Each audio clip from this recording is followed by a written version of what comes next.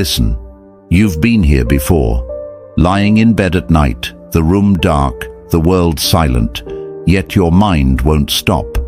Thoughts rush in like thieves in the dark, regrets from the past, fears about the future, words someone said that cut deep, failures you replay again and again as if punishing yourself could somehow change them. And the more you try to silence the noise, the louder it becomes. That's the trap of negative thoughts. They don't just visit, they colonize your mind. They drain your energy before the day even begins. They convince you that you're weaker than you are. They make you believe that you're broken beyond repair. But the truth the Stoics lived by, is that no thought has power until you give it power. No shadow has weight until you turn your attention toward it and start believing it's real. Marcus Aurelius, an emperor who ruled over the chaos of Rome, wrote these words in his journal: "You have power over your mind, not outside events. Realize this, and you will find strength, and that's where your freedom begins." Tonight, I want to show you how to destroy negative thoughts, not by fighting them, not by fearing them, but by mastering the way you see them. The Stoics left us a map, and if you follow it, you'll learn that your mind can become your greatest weapon instead of your worst enemy. The first truth is this: negative thoughts are not reality. They are interpretations. You think she rejected you because you weren't good enough. You think you failed because you'll never succeed. You think people are judging you when they barely noticed you. That voice in your head? It's not the world. It's your interpretation of the world. Epictetus, born a slave, who rose to become one of the greatest teachers of philosophy, said, "Men are disturbed not by things, but by the views which they take of things." When you feel crushed by a thought, pause. Ask yourself, is this truth, or is this just a story I'm telling myself? That pause creates space, and in that space, you take back control. So the first shift is this: don't accept every thought as truth. Interrogate it, question it, treat it like a stranger knocking at your door. Just because it knocks doesn't mean you let it in. The second lesson: resistance feeds the fire. When a negative thought comes, your instinct is to fight it. Don't think about it, push it away, distract yourself. But the mind doesn't work that way. The harder you resist, the stronger it grows. The Stoics practiced the opposite. They leaned into reality, even when it was ugly. Seneca wrote, "We suffer more in imagination than in reality."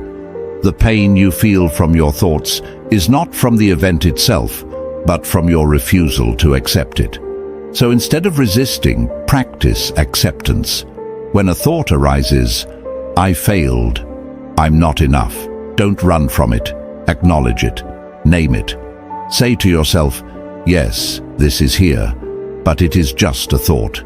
Like a cloud drifting across the sky, it will pass." Your power is not in controlling the cloud. Your power is in remembering the sky is still there. The third shift: control your focus. Your mind is like a garden. Negative thoughts are weeds. Left unchecked, they grow, multiply, and choke out everything else. But the Stoics didn't waste their energy pulling every weed. They focused on planting stronger seeds: discipline, gratitude, virtue, purpose. Marcus Aurelius reminded himself daily, "The happiness of your life depends upon the quality of your thoughts." You destroy negative thoughts not by obsessing over them, but by replacing them. When a negative thought enters, "I can't do this," replace it with action. Take one step forward, no matter how small. When your mind says, "I'm worthless," replace it with gratitude. List what you still have, what you can still build. Where focus goes, energy flows. If you feed the weeds, you starve your strength. If you plant what matters, the weeds wither on their own. The fourth lesson: discipline your environment. Your mind doesn't live in isolation.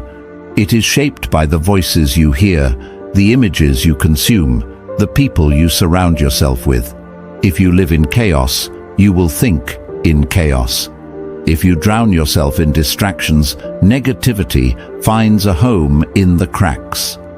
Epictetus taught his students, if you want to improve, be content to be thought foolish and stupid. In other words, protect your mind, even if people don't understand. Limit your exposure to toxic news, toxic people, toxic environments.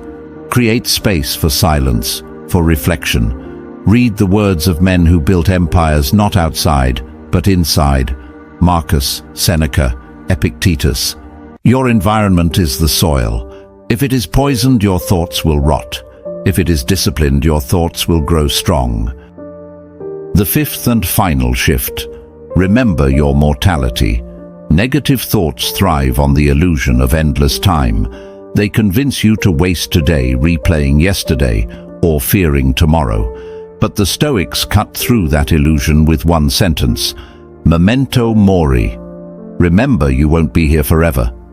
Marcus Aurelius wrote, "You could leave life right now." Let that determine what you do, say, and think.